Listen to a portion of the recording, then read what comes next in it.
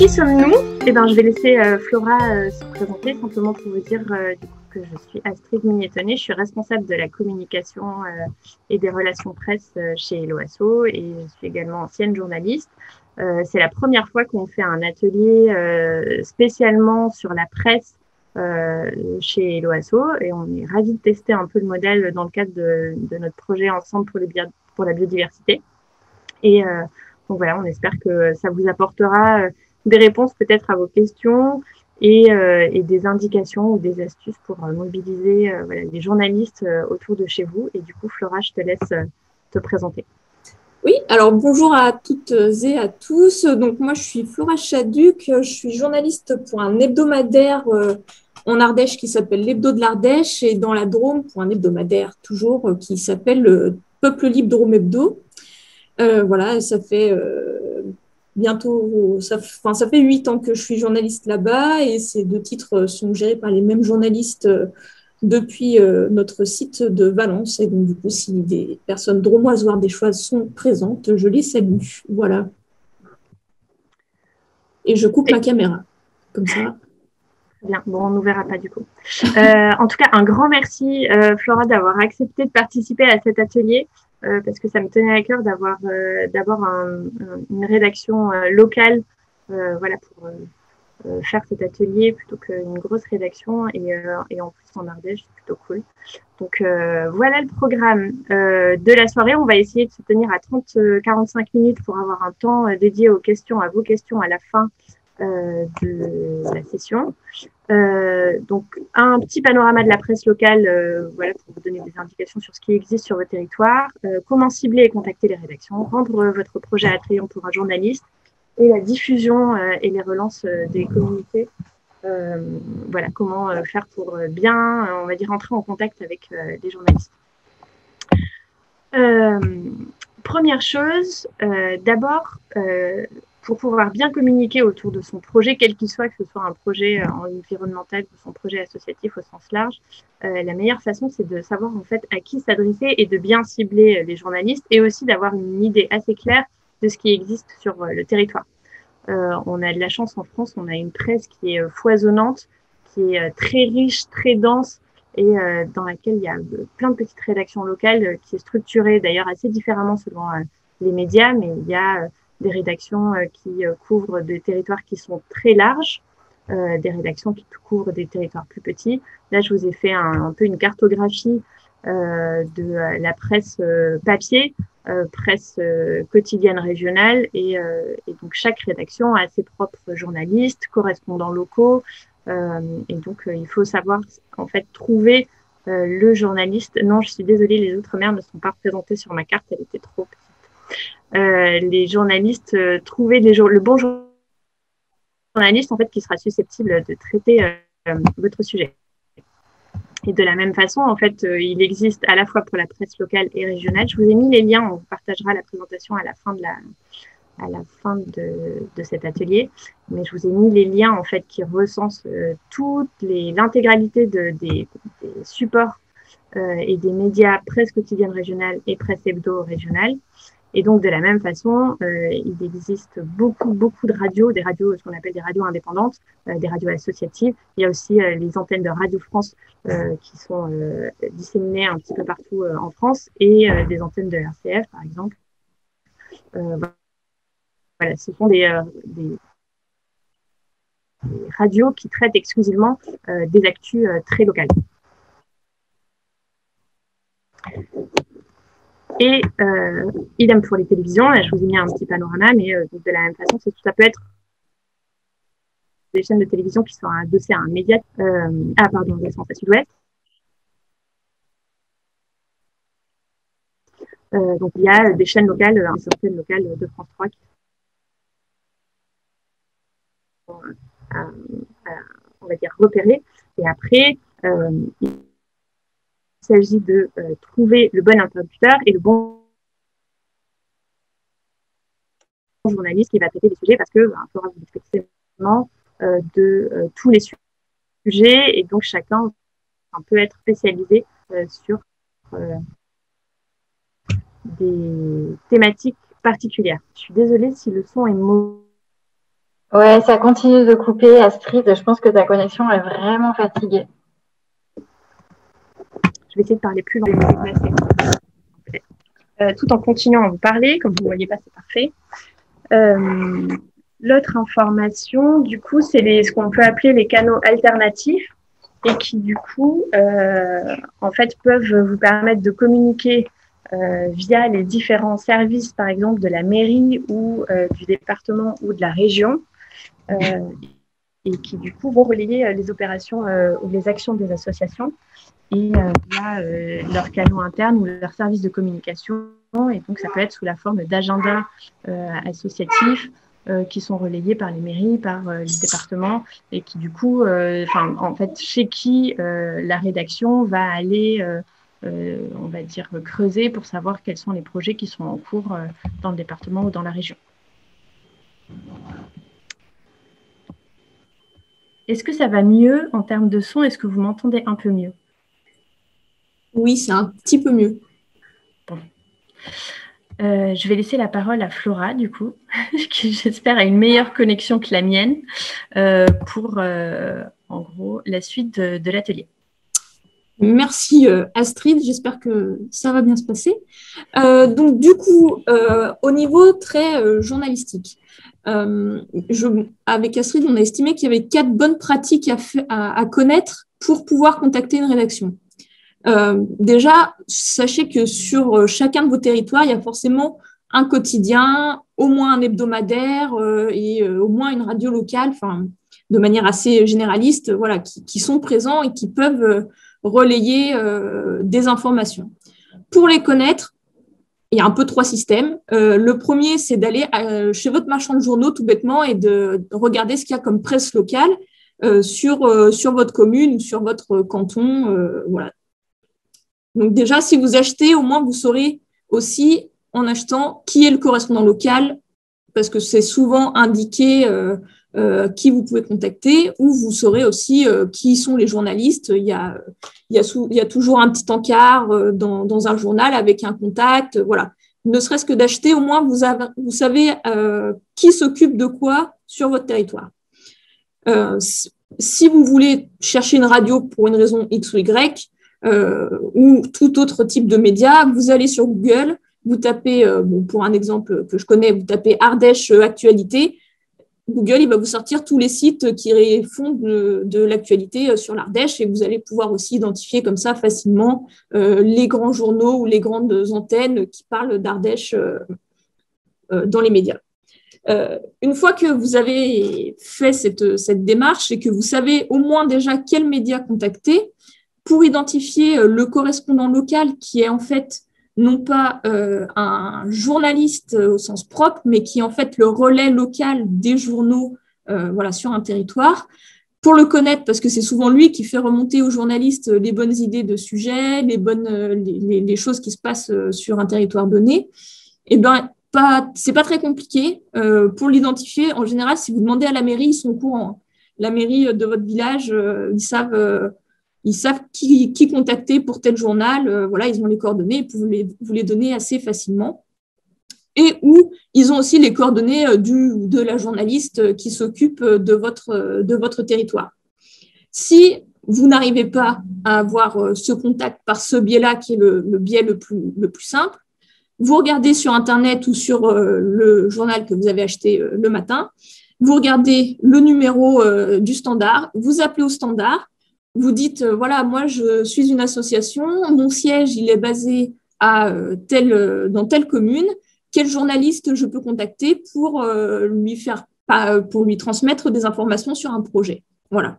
Normalement, le standard va soit vous passer la personne si elle est présente au bureau, soit vous donner une adresse mail, soit, voilà, vous allez forcément avoir une réponse. Si cette réponse, elle est sur un mail générique que toute la rédaction reçoit, et bien dans ce cas-là, demandez peut-être à quel nom vous pouvez adresser plus précisément, et comme ça, vous pouvez mettre en tête de votre mail à l'attention de Flora Chaduc, et au moins, ce sera transmis directement. Sinon, vous envoyez votre mail sur la boîte générique, et ce sera forcément relevé par quelqu'un. Et Et vous pouvez aussi, comme c'est indiqué, voilà, demander des informations sur le fonctionnement de la rédaction, c'est-à-dire dire, moi, mon sujet, il est plutôt spécialisé sport sur telle commune. Est-ce que je peux contacter quelqu'un de spécifique au sport ou c'est plutôt le journaliste en charge du territoire que je dois contacter? Voilà. N'hésitez pas à poser quelques questions au standard. On trouvera forcément une réponse ou on vous donnera la personne adéquate pour répondre à ces questions. Et puis, vous dressez au fur et à mesure toute votre liste de contacts. Et vous pouvez aussi demander autour de vous, je ne sais pas si vous avez une association et vous avez vu qu'elle est dans le journal et vous vous dites, mais comment eux, ils ont été dans le journal? Si c'est quelqu'un que vous connaissez, demandez-lui, vous lui dites qui est-ce que tu as eu en contact pour l'article qui est paru cette semaine. Et puis, la personne devrait normalement, s'il est de bonne composition, vous donner les contacts qu'il a eus. Voilà, ça c'est la première chose pour prendre contact avec une rédaction. Alors, déjà, on n'a pas écrit « anticiper » dans l'entête du slide pour rien. C'est-à-dire que, juste pour un contexte très en trois mots, évidemment, si on ne recevait que votre proposition d'article sur votre projet, ce serait plus simple. Vous pourriez nous contacter la veille pour le lendemain, il n'y aurait pas de souci. Vous vous doutez bien qu'on reçoit des mails en quantité astronomique à longueur de journée, même la nuit, même le week-end. Et donc, n'hésitez pas à anticiper tout ça, à anticiper donc l'identification et la recherche des journalistes, à anticiper le moment où vous allez prendre contact et à anticiper le moment où vous allez faire une relance pour leur redire, au fait, souvenez-vous, je vous ai envoyé une info, n'oubliez pas de venir après-demain ou dans 3 jours à notre événement. Voilà, faut pas hésiter à bien anticiper et enfin, en général, si vous anticipez pas 3 mois à l'avance, mais 1 mois à 3 semaines avant que vous commencez à faire vos prises de contact, personne ne vous enverra bouler. C'est vraiment le bon timing. Surtout qu'on peut penser parfois que les hebdomadaires sont plus simples à contacter parce qu'ils paraissent qu'une fois par semaine, mais les organisations sont différentes. Et donc, parfois, c'est plus simple de contacter un quotidien un peu moins longtemps avant. Donc, prévoyez bien dans votre projet et dans votre communication d'avoir ces 15 à 30 jours avant le jour J pour faire cette identification de journaliste, créer votre fichier d'adresse avec qui contacter, quand, comment, et faire votre proposition de sujet, d'article ou votre invitation à un événement 7 à 15 jours avant le jour J. Et n'hésitez pas à demander les dates de bouclage parce que, par exemple, si votre événement, je prends mon exemple à moi parce que c'est celui que je connais, mais c'est le cas dans d'autres journaux, nous, le journal, il paraît le jeudi, mais notre bouclage, en gros, le bouclage, c'est le moment où on ne peut plus toucher aux pages, c'est le mercredi midi. Donc, si votre événement, il a lieu vendredi, ça veut dire qu'il ne pourra pas être mis dans le journal avant le jeudi d'après, etc. Donc, voilà, n'hésitez pas à demander comment ça fonctionne. Plus vous en saurez et mieux vous pourrez anticiper les besoins du journaliste, vos besoins à vous et trouver un juste milieu entre tout ça. Et n'hésitez pas à faire des relances pour savoir si vous n'avez pas eu de nouvelles ou si vous n'êtes pas sûr qu'on ait bien compris quand était votre événement, on va dire. N'hésitez pas à soit faire une relance par mail, soit à rappeler si vous avez eu un numéro direct. Comme ça, au moins, vous serez sûr que l'information est passée, que vous pouvez peut-être attendre quelqu'un, etc., etc. Et comme écrit, peut-être qu'on vous proposera un café, mais en tout cas, un bon mail, c'est toujours la meilleure façon de contacter les gens. Alors, c'est ça. Comment est-ce qu'on donne envie à un journaliste de venir parler de son projet et ou de son événement qui y est relié? Il y a 3 choses à faire dans ce fameux mail qu'on vous conseille d'envoyer. Il faut expliquer qui fait quoi, quand ça se passe, où ça se passe et pourquoi ça se passe. Donc, votre mail doit être très factuel. On enlève un petit peu toutes les phrases un peu blabla de com qu'on peut avoir tendance à mettre pour rendre les choses un peu jolies. Il faut aller, j'ai envie de dire, assez à l'essentiel. Nous sommes une association créée en 2009. Nous vous proposons nous sommes en train de travailler sur tel projet de jardin connecté, je dis n'importe quoi, hein, mais c'est pour l'exemple. Et pour financer ce projet, on fait une campagne de crowdfunding. Elle s'adresse à telle cible qui sont nos adhérents et les gens qui aiment jardiner. Et c'est mis en place sur la plateforme Hello Asso. Et pour mettre en place ça, on lance un événement tel jour, à telle heure, à tel endroit, point. Voilà. Et ensuite, voilà, une fois qu'on a dit, j'ai envie de dire, ces 4-5 phrases essentielles qui posent le qui, quoi, où, quand, comment et pourquoi, et bien là, on peut raconter un peu plus, aller peut-être un peu plus dans le détail si on en a envie. Mais voilà, ça, c'est vraiment la base et c'est vraiment l'essentiel et c'est ce qui va permettre à la personne qui reçoit votre mail de très bien identifier pourquoi vous le contactez et qu'est-ce qui fait l'intérêt de votre projet. C'est toujours ça, en fait, l'idée. C'est de donner envie de présenter ce qui est d'intérêt presque public, si on peut dire ça comme ça. Et donc, du coup, comment est-ce qu'on fait pour envoyer un bon mail et comment est-ce qu'on fait en sorte que son mail soit bien perçu? C'est vraiment, j'ai envie de dire, c'est un peu la base hein, quand on a envie de solliciter quelqu'un. Vous le faites certainement dans vos vies professionnelles ou autres. L'exemple bientôt des jardins partagés à Esacost, voilà. Au moins, on sait de quoi on parle, on sait où c'est, on sait presque quand, à la limite. Donc, l'objet, au moins, il est clair, il est précis. Si vous avez une date, vous pouvez enlever le bientôt et mettre le 3 avril, tel truc à telle heure. Voilà. L'objet doit être assez incisif pour qu'on sache de quoi on parle en finalement un seul regard sur notre boîte mail. Pardon. Dans le titre de votre communiqué de presse, vous reprenez l'objet, comme ça au moins il y a une continuité, on parle toujours bien de la même chose. L'introduction, donc c'est ce qu'on a dit précédemment sur les 5 questions principales, le qui, quand, où, pourquoi et comment, avec le résumé de votre projet. Et ensuite, voilà, là, vous rentrez un peu plus dans le détail du projet, dans son histoire, l'ambition, le contexte, si vous souhaitez, et mettez toujours, c'est très important de mettre une photo d'illustration.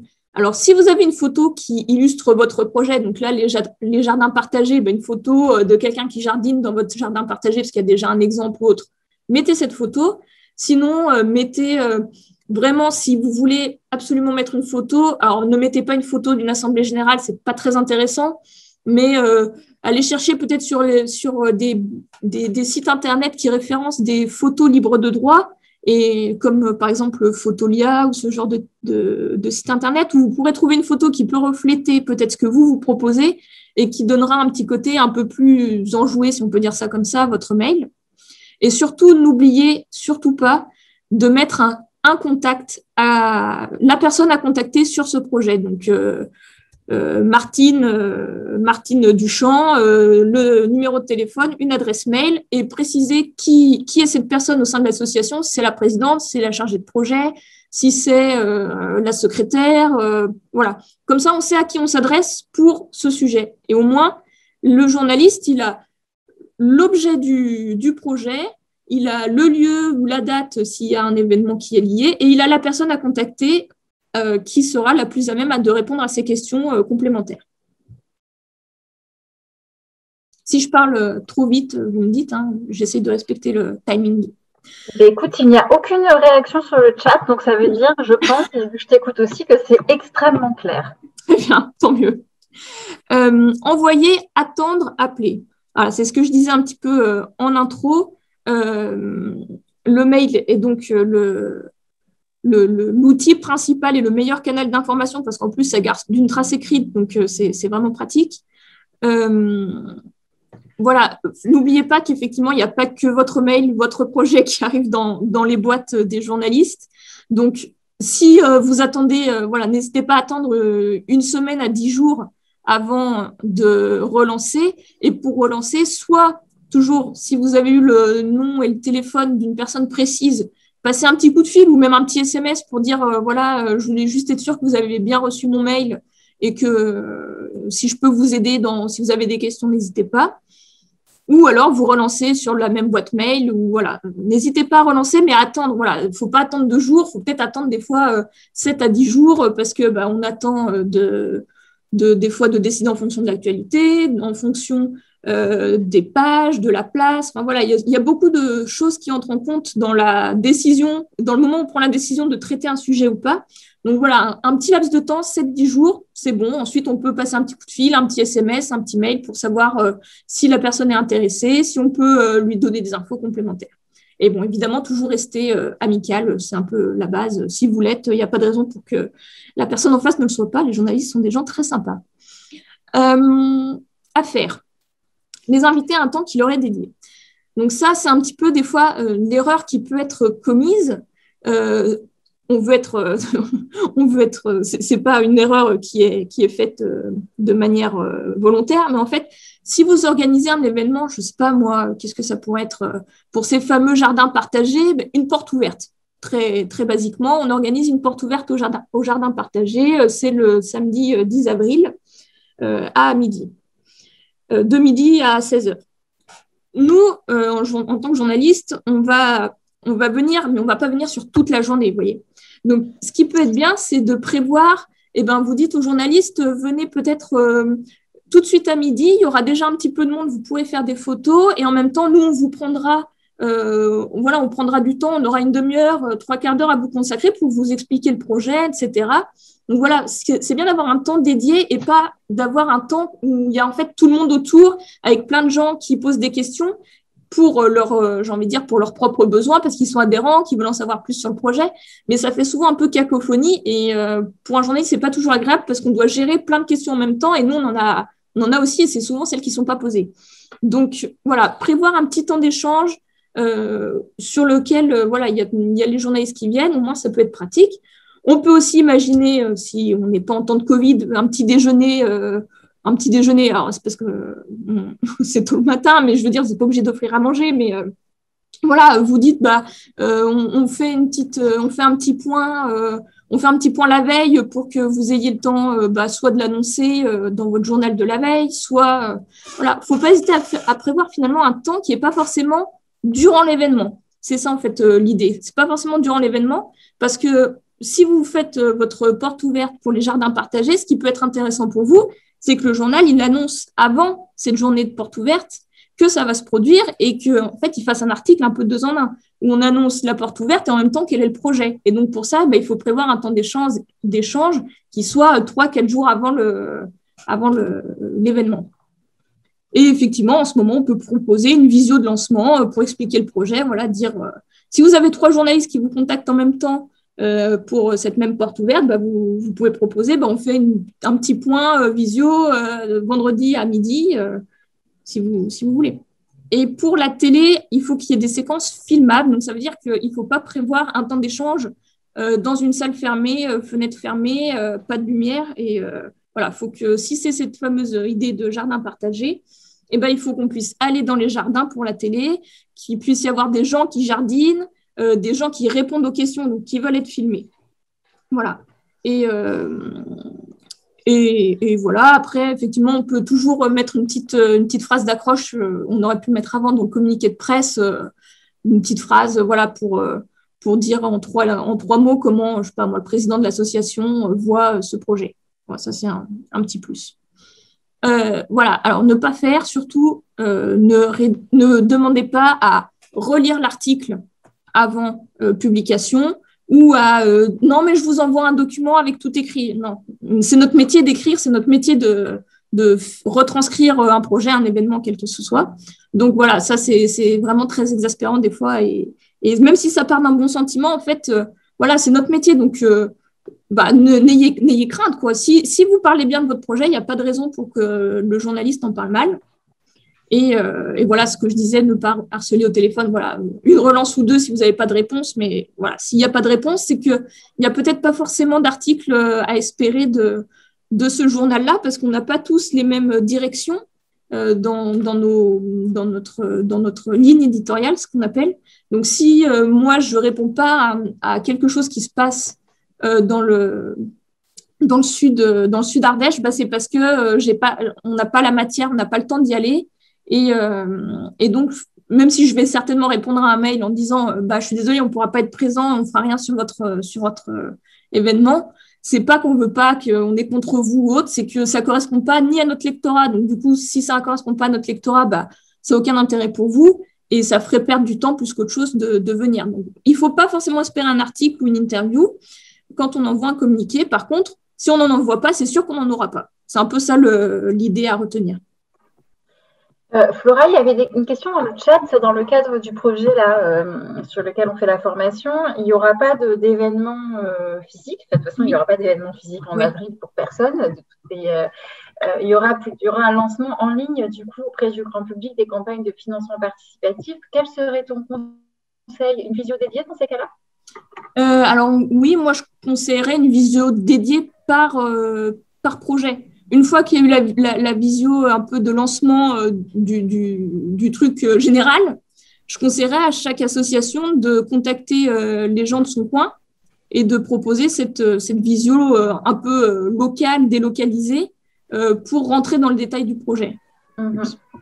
Et si je peux compléter, Sarah et Flora, oui, nous, de notre côté, Hello Asso et l'ensemble des mécènes qui sont engagés, on va dire, sur Ensemble pour la biodiversité, on va communiquer donc via les réseaux sociaux et via la presse. On va envoyer un communiqué de presse global qui représente le projet, la plateforme, mais qui s'adressera plutôt à de la presse nationale pour que, en gros, l'objectif est qu'un journaliste ou qu'un média, en tout cas, parle de la plateforme pour ramener du trafic sur la plateforme et du coup, en fait, élargir vos propres champs d'action en ramenant de nouveaux potentiels participants, donateurs sur la plateforme qui puissent s'intéresser à un projet qui n'est pas forcément d'ailleurs en lien avec leur territoire. Ça peut être un Parisien, un Nantais, je ne sais pas, un Lillois qui trouve qu'un projet en Ardèche parce que sa grand-mère y est, son neveu, etc., et qu'il y a un jardin partagé, typiquement,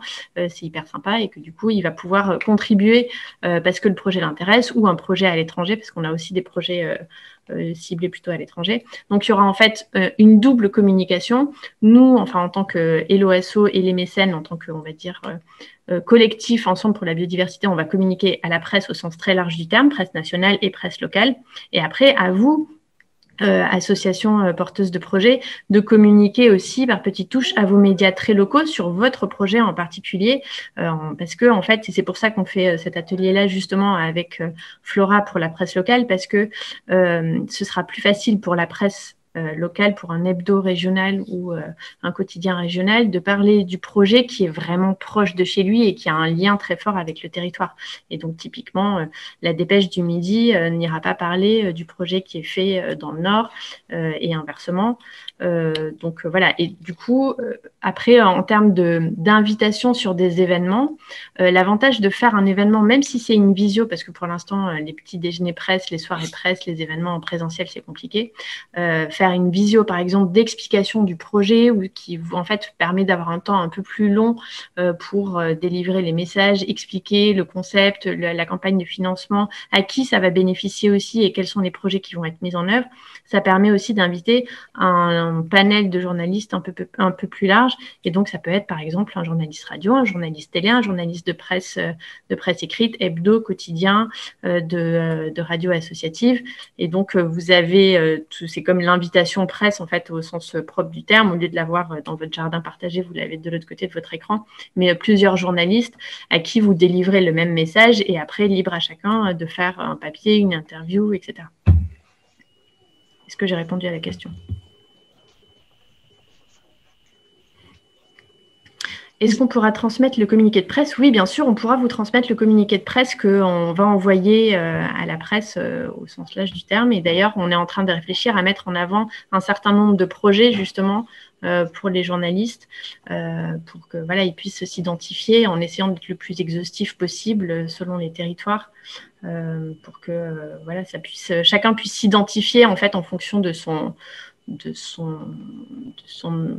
ses intérêts et ce qu'on essaye de faire nous chez Hello Asso, et je pense que c'est un peu l'idée qu'on doit garder en tête, c'est en fait on s'adresse à un journaliste comme on s'adresserait à une personne à qui on explique le projet.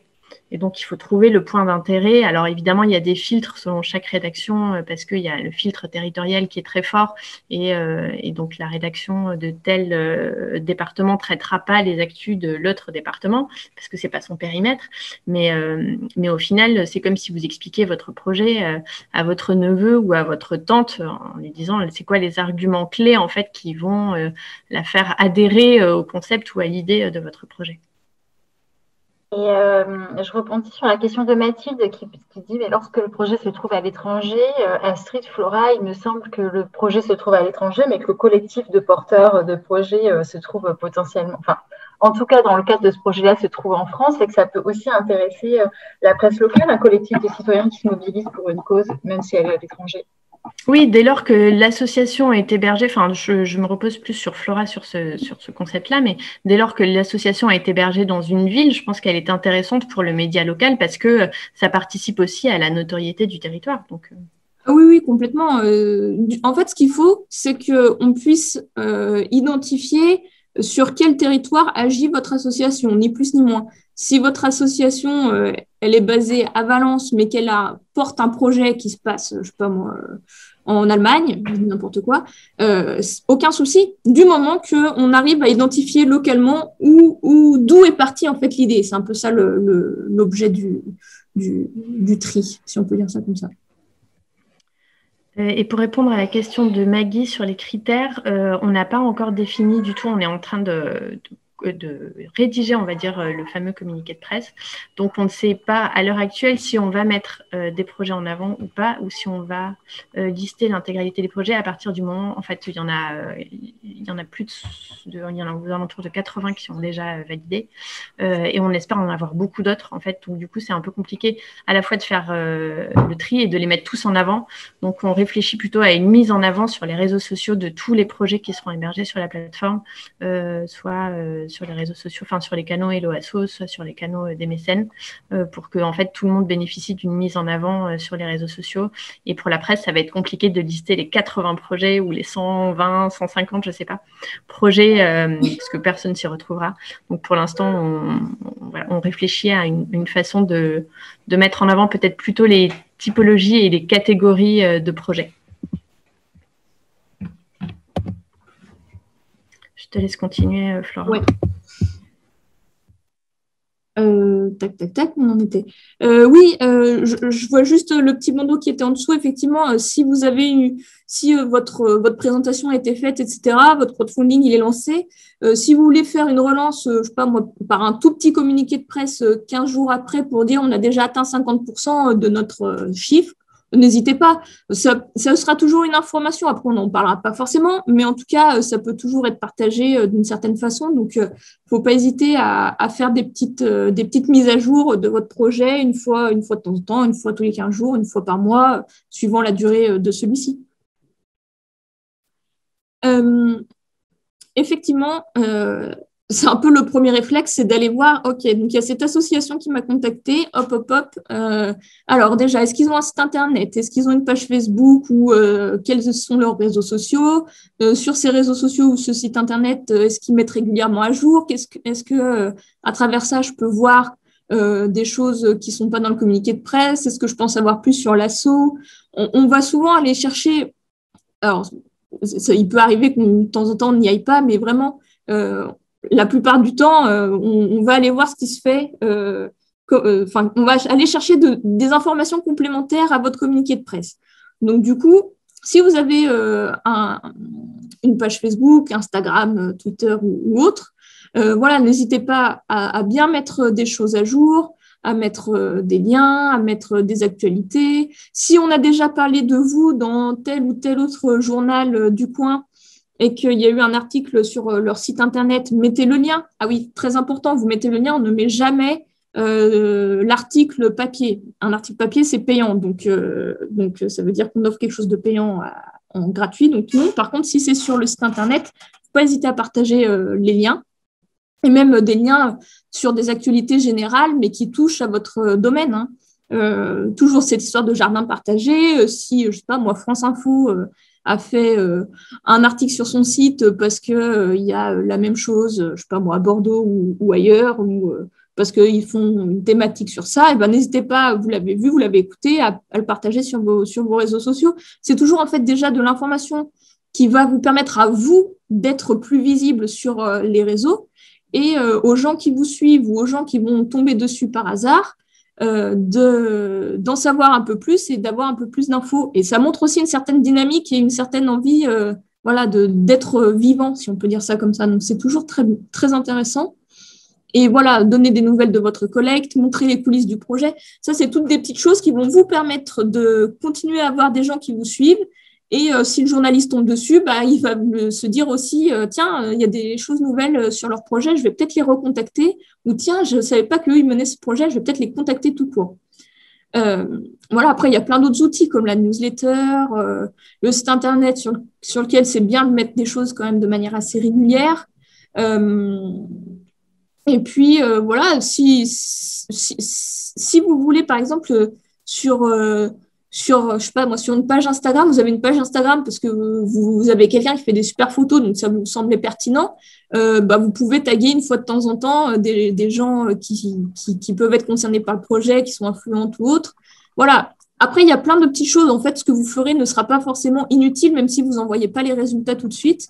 Et puis, encourager les premiers donateurs à mobiliser leur entourage, ça, c'est un peu basique, mais voilà, dire aux gens sur vos réseaux sociaux ou partager notre lien vers notre cagnotte. Voilà. C'est toujours des choses qui vont vous aider à être visible pour votre campagne et visible pour le reste du monde un petit peu.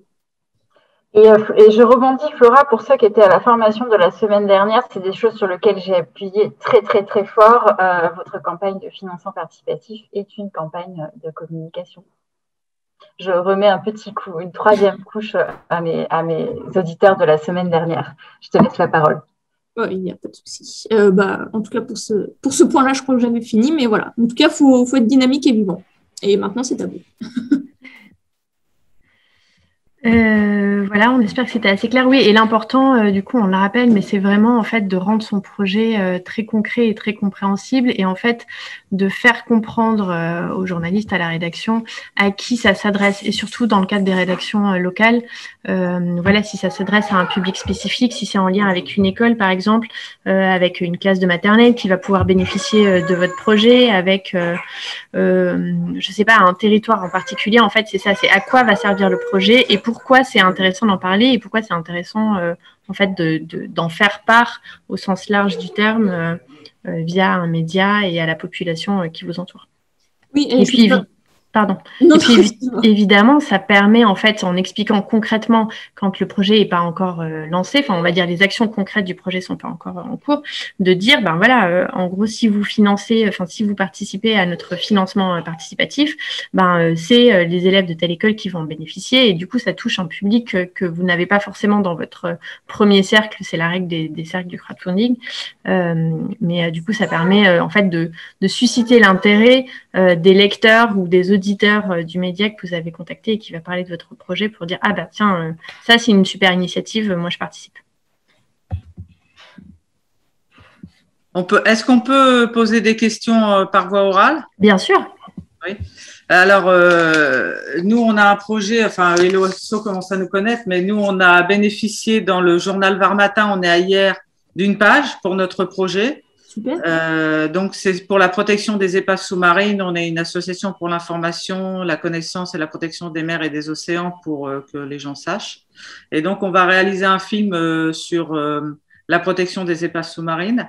Donc, on a bénéficié d'une page. On fait une série de capsules aussi qu'on met sur les réseaux sociaux. Mais on voit pas trop en fait l'avancement du crowdfunding. Il y a le journal, il y a Var Matin qui va faire dans son magazine, qui va refaire un autre article plus complet encore parce que ils aiment ce sujet visiblement.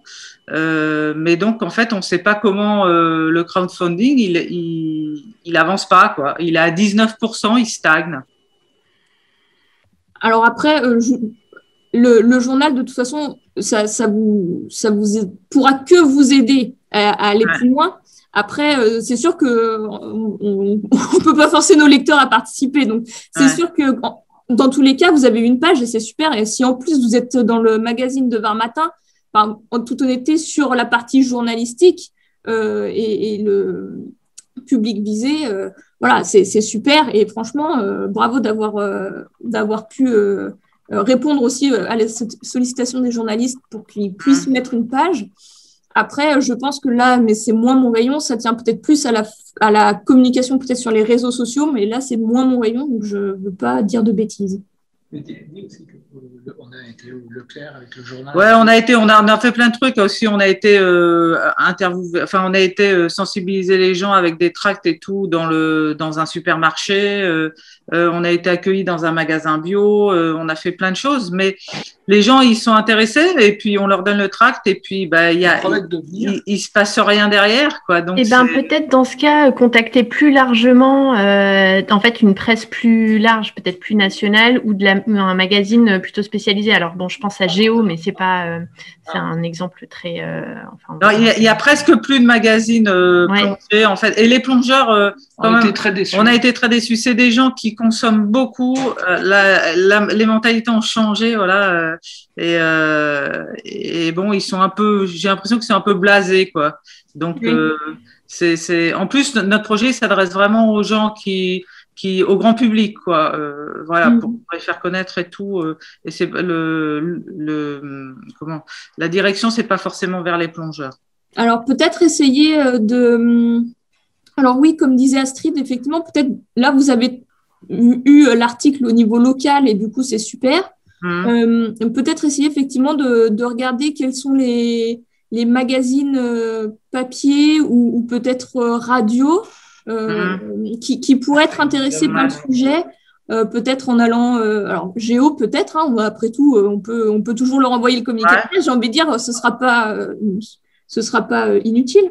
Ou alors, peut-être aussi, tournez-vous peut-être vers les collectivités, parce que les collectivités sont aussi à même de relayer les campagnes. Alors, moi, je pense à l'Ardèche toujours, hein, mais ils ont un site spécifique et ils relayent toutes les campagnes qui concernent le territoire. Donc, peut-être vous mettre en lien avec le département, voire la région. Hein, faut pas hésiter. Ils doivent avoir des services spécifiques dédiés aux associations.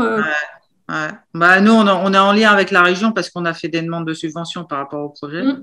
Donc, mais demandez-leur s'ils n'ont pas un canal via lequel ils pourraient communiquer sur votre projet, quand bien même ils ne vous aident pas sur le plan financier. Il y a peut-être quelqu'un qui s'occupe de ça à la région et ou au département. Le département, c'est aussi assez bien en général en termes de relais.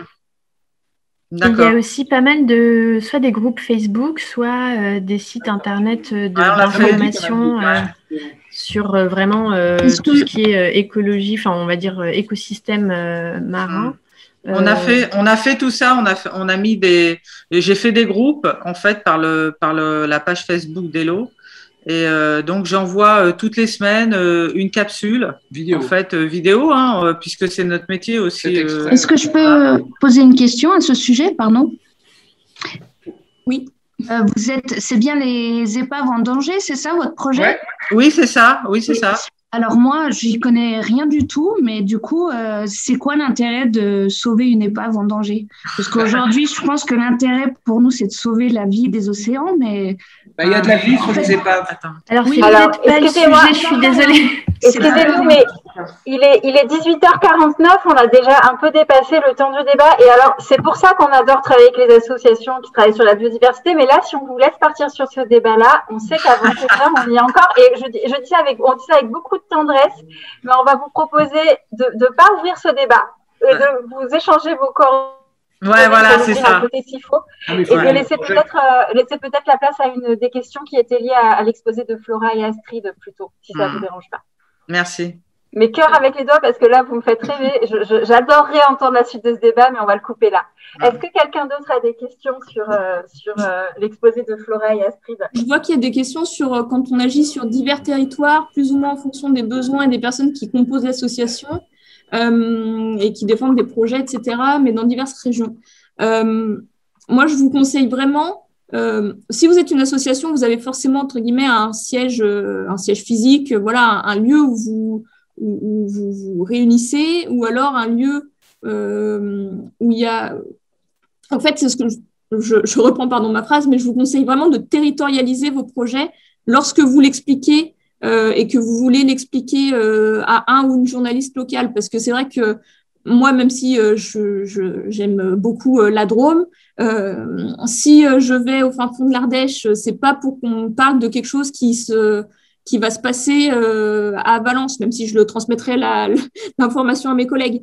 Donc, je pense qu'il faut vraiment arriver à territorialiser, soit par rapport aux projets qui sont menés, et donc dire, bon, OK, mon association, elle est basée à Privas, mais j'agis sur Valence parce que ce projet-là se produit à Valence. Et donc, du coup, au moins, vous avez identifié 2 choses et vous contactez et Privas et Valence en expliquant bien la différence entre les deux et où se produisent le projet et où est située l'association.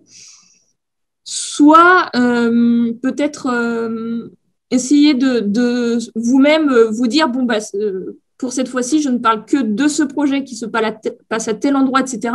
Et je referai une autre communication si mon 3e projet se produit ailleurs et que je ne veux pas aussi… c'est mieux de cibler vraiment un projet, une action, un territoire, parce que c'est aussi plus simple à l'expliquer aux lecteurs, en fait.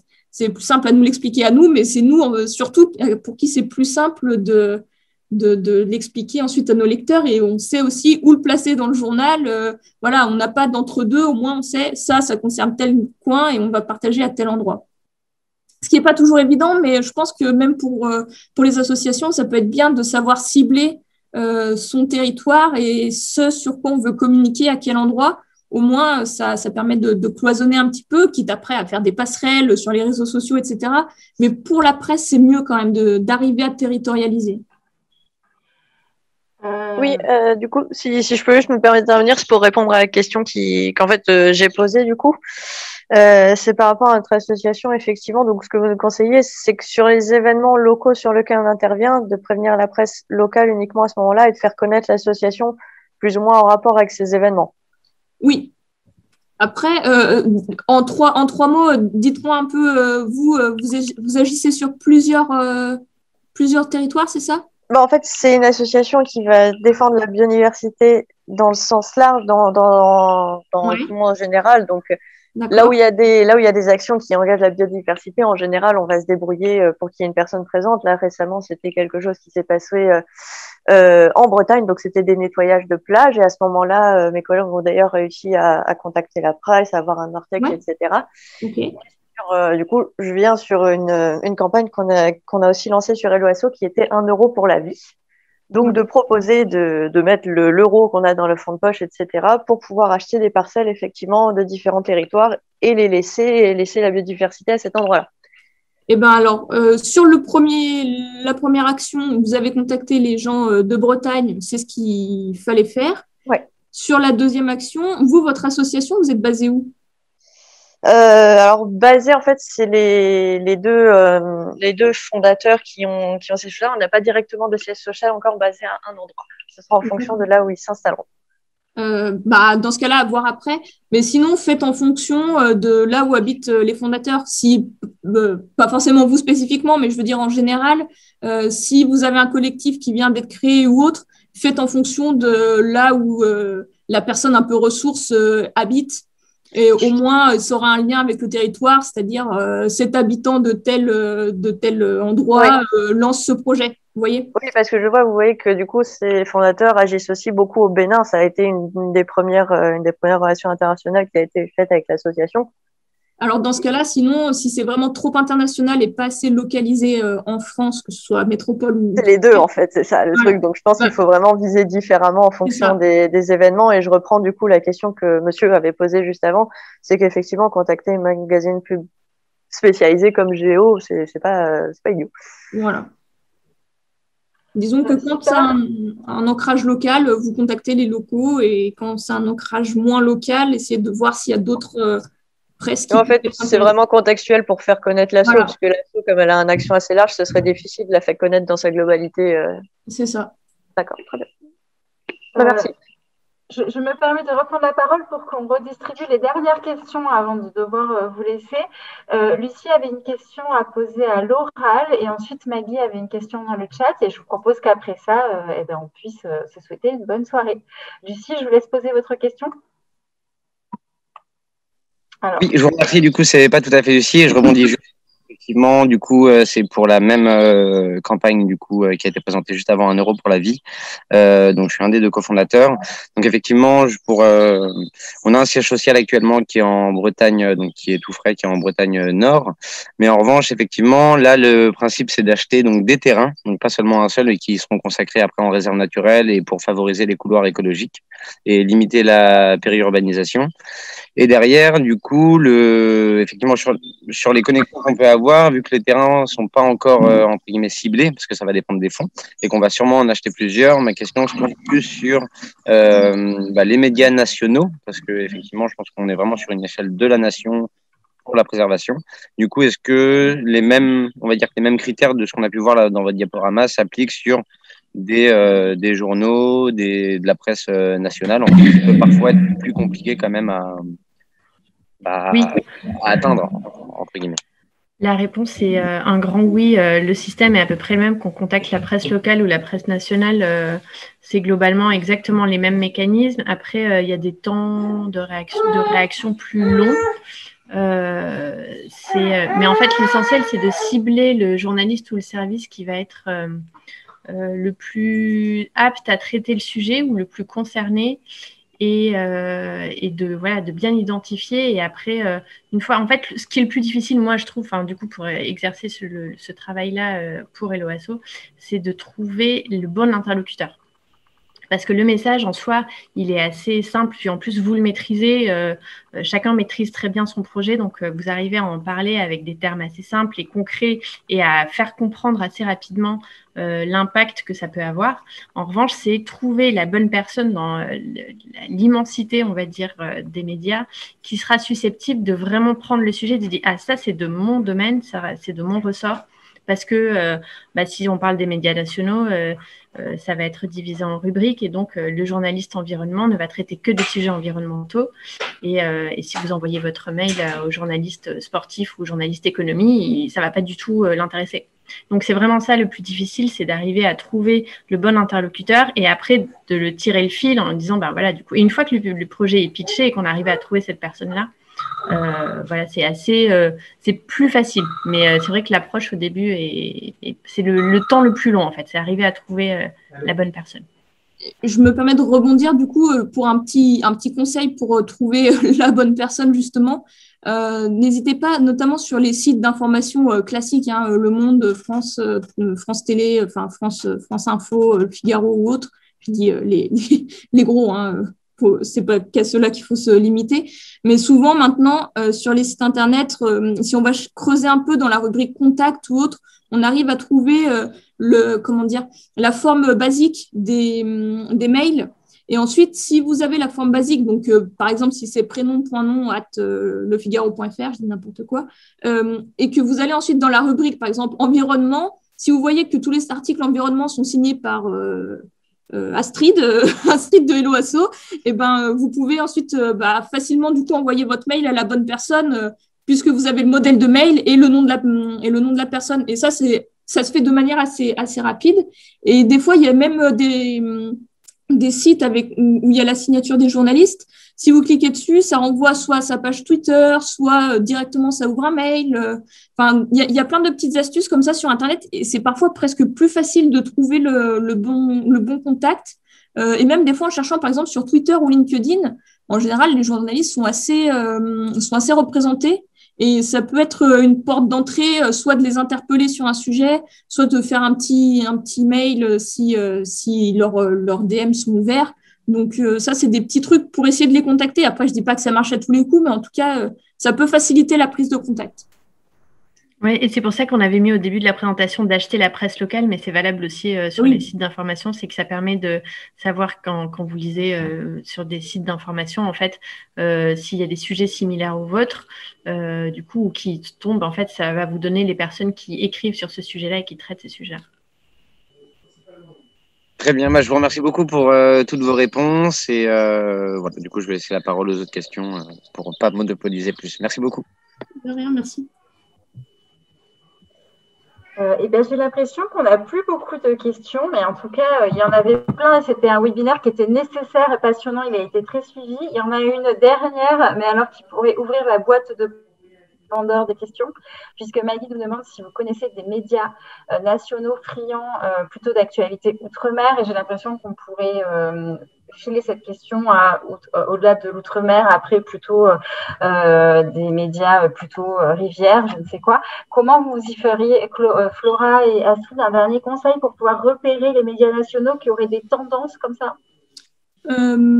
Peut-être, alors, j'ai envie de dire, faire tous les médias classiques, aller voir dans leur rubrique France s'il y a des trucs un petit peu sur les Outre-mer. Si c'est sur les Outre-mer, si vous avez encore une fois un territoire un peu spécifique, je dis un truc au hasard, hein, mais si vous êtes en Guadeloupe, hein, vous pouvez taper sur Google Guadeloupe actualité, vous allez voir ce qui ressort. Et n'hésitez pas aussi à aller voir dans Google Actualité aussi, à simplement taper donc vous tapez sur Google Guadeloupe, par exemple, et vous allez ensuite dans l'onglet, vous avez soit l'onglet web, soit l'image, soit actualité. Allez dans Google Actualité et vous allez voir les derniers sujets sur la Guadeloupe qui ont été faits. Et donc, ça peut vous indiquer qui sont ceux qui en parlent le plus. Après, globalement, des médias nationaux, tapez sur les médias français, tapez au niveau des médias, de tous les médias français. Hein. Après tout, les Outre-mer sont en France. Donc n'hésitez pas à leur envoyer, même si vous n'êtes pas sûr qu'ils en parlent, n'hésitez pas à envoyer à tous les médias nationaux votre communiqué et ça va bien intéresser quelqu'un. Hein. Si votre projet est intéressant, il n'y a pas de raison que parce que ça parle d'outre-mer, on n'en parle pas. Je ne dis pas que ça peut pas être peut-être un peu plus difficile d'accès, mais globalement, ça peut être relayé, quoi. Ouais, il faut vraiment chercher, je pense, dans les rubriques des sites internet des médias. Et puis après, il y a RFI, il y a France 24 dans les chaînes de télé-radio qui parlent beaucoup de France O. Ouais, dans et je pense qu'il faut chercher dans les rubriques, oui, des médias du Monde, du Figaro, de Libé, voilà, les rubriques dédiées à l'outre-mer. Ouais. Oui, c'est sûr que ça manque de représentativité. Je me doute bien que c'est pour ça que vous posez la question. Et n'oubliez pas aussi la presse en ligne qui n'est pas forcément liée, qui ne sont pas en fait les grands médias nationaux, Figaro, Le Monde, etc., l'Obs, les magazines, mais en fait, il y a de la presse en ligne et là qui se trouve en cherchant sur Google et qui peut vous donner aussi d'autres ouvertures pour lesquelles, on ne les connaît pas forcément et il y a plein de magazines en ligne, de sites de web télé, de web radio qui traitent de différents sujets et du coup vous pouvez aussi trouver des petites pépites soit qui traitent d'environnement, de biodiversité, d'outre-mer en fonction des centres d'intérêt. Oui, et puis en fait, si je sais pas si ça va clore l'atelier, mais en tout cas la clé c'est vraiment d'être curieux et d'aller chercher. S'il faut que ça vous prenne une journée ou une matinée d'aller chercher un peu dans les recoins d'internet qui est la meilleure personne pour parler de votre projet, il faut prendre cette journée parce que je pense que pour vous ce sera vraiment indispensable. Vous allez pouvoir vous faire toute une liste et vous allez vraiment pouvoir bien cibler et faire quelque chose qui soit entre guillemets propre et qui soit vraiment adapté à ce que vous voulez trouver et faire passer comme message. Donc il faut vraiment ne pas hésiter à chercher à prendre cette journée pour le faire et penser par exemple aussi à un site tel que 20 minutes. Je pense que ça peut, eux, ils s'en fichent un peu de où c'est basé. Donc même si ça peut sembler être un peu léger comme média, du moment où votre article, du moment où l'article qui vous concerne est lu, que ce soit sur 20 minutes ou sur Le Monde, ça n'a pas d'importance. Hein. Je pense qu'il ne faut pas faire de sélection sur, entre guillemets, la notoriété du média. C'est ça que je voulais dire. Bon, je crois qu'on a fait le tour. En tout cas, merci à tous pour vos questions et votre intérêt. Un grand merci Flora, surtout d'avoir participé bénévolement à cet atelier et voilà, et à l'Hebdo de l'Ardèche de t'avoir libéré. Et puis, écoutez, je vous souhaite à tous une bonne soirée. Et puis, bon courage pour le lancement, du coup.